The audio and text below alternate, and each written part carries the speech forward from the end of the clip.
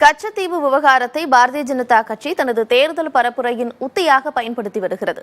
தமிழ்நாட்டில் மட்டும் பேசுபொருளாக இருந்த இந்த விவகாரத்தை இப்போது பிற மாநில தேர்தல் பரப்புரைகளிலும் பேசி வருகிறார் பிரதமர் நரேந்திர மோடி. உத்தராகண்ட் மாநிலத்தில் தனது முதல் தேர்தல் பரப்புரையை ருத்ரபூர் நகரில் தொடங்கிய பிரதமர் நரேந்திர மோடி, தாம் மீண்டும் தேர்ந்தெடுக்கப்பட்டால் ஊழலுக்கு எதிராக மிகப்பெரிய நடவடிக்கை எடுக்கப்படும் என்றார்.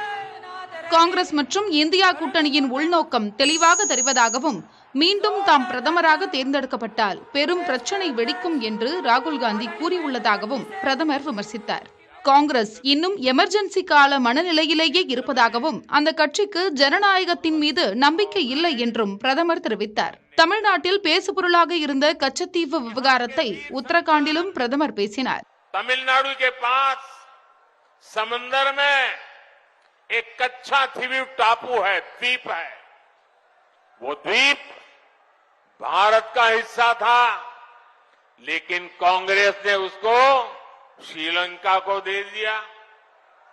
अब इस द्वीप के आसपास भी कोई भारतीय मछुआरे गलती से चला जाता है तो उसे गिरफ्तार किया लिया जाता है, जेल में बंद कर दिया जाता है।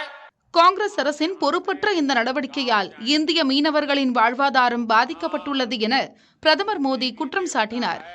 காங்கிரஸ் அனைத்து இடங்களிலிருந்தும் துடை தெரியப்பட வேண்டும் என்று பிரதமர் தெரிவித்தார். ஏற்கனவே உத்தரப்பிரதேச மாநிலம் மீரட் நகரில் நடைபெற்ற தேர்தல் பொதுக்கூட்டத்திலும் கச்சத்தீவு விவகாரத்தை பிரதமர் மோடி பேசியிருந்தார்.